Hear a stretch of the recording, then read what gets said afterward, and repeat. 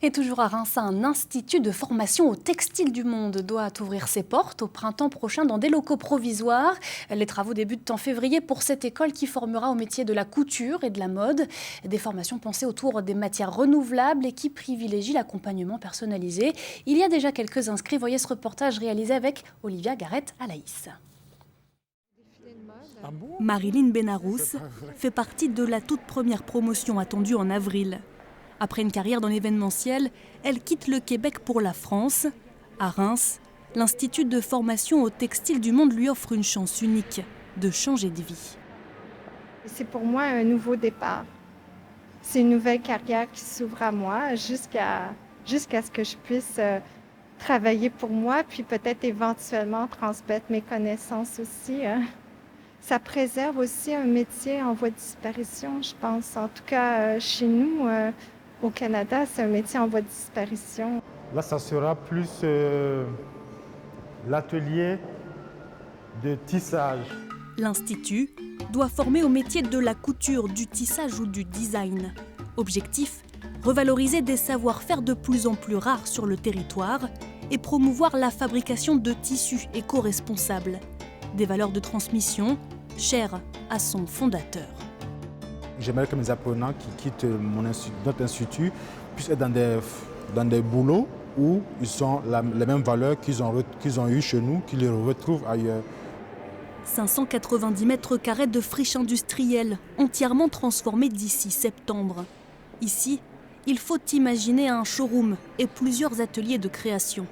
Un lieu dédié à la mode et son apprentissage.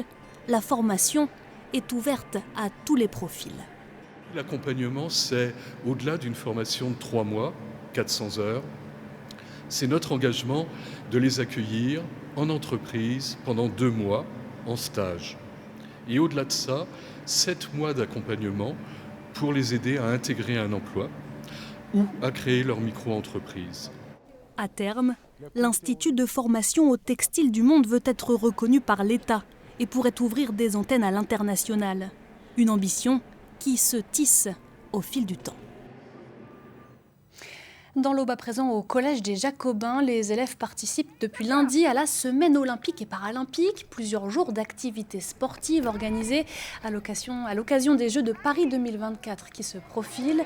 Je vous propose d'écouter le principal de l'établissement.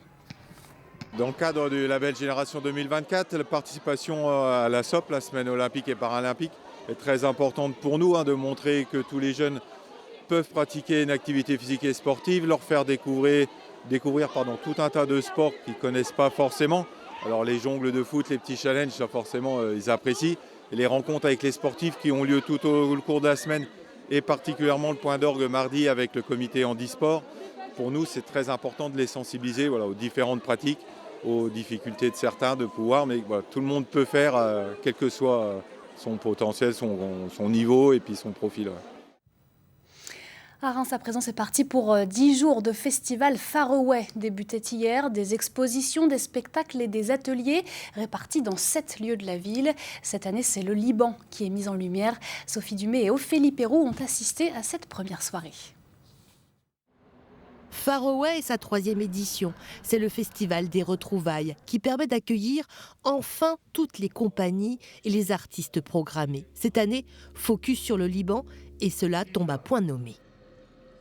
On a commencé à parler du Liban il y a 2 ans parce que certaines de nos structures travaillaient déjà avec des artistes libanais. Et puis c'est passé ce qui s'est passé ensuite, les événements qui sont arrivés au Liban ensuite, et puis la situation telle qu'on la connaît aujourd'hui. Donc évidemment, on s'est dit que c'était encore plus important de pouvoir présenter leur travail, de leur donner un espace de travail aussi. Dans les 7 lieux de la scène culturelle rémoise, concerts, spectacles, performances ou expositions, afin de voyager à travers le monde depuis la Cité des Sacres. Ainsi, le manège accueille 5 artistes afghanes en résidence depuis août. Je pense que ça leur fait très plaisir de partager ça avec le public rémois, à la fois ces photos et l'exposition vidéo, puisqu'il y a aussi donc un montage d'extraits de films, de courts-métrages et de séries télévisées que les 3 autres artistes comédiennes proposent donc au public rémois. C'est une manière pour elles de remercier les Rémois de leur accueil et de partager leur savoir-faire.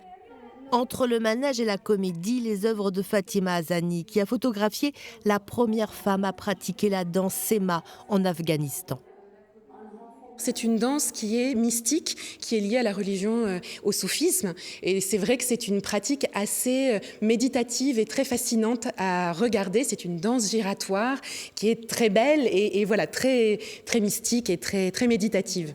2 ateliers de danse Sema sont proposés gratuitement samedi 29 janvier et samedi 5 février par Fahima Mizae, la dame qui pouvait danser en Afghanistan jusqu'à l'arrivée des talibans. Voilà, le festival Far Away qui se poursuit pendant 10 jours. C'est la fin de ce journal. Merci beaucoup de l'avoir suivi. Tout de suite, votre 12-13 se poursuit. Quant à moi, j'aurai le plaisir de vous retrouver ce soir pour votre 19-20. Très bel après-midi à tous sur France 3.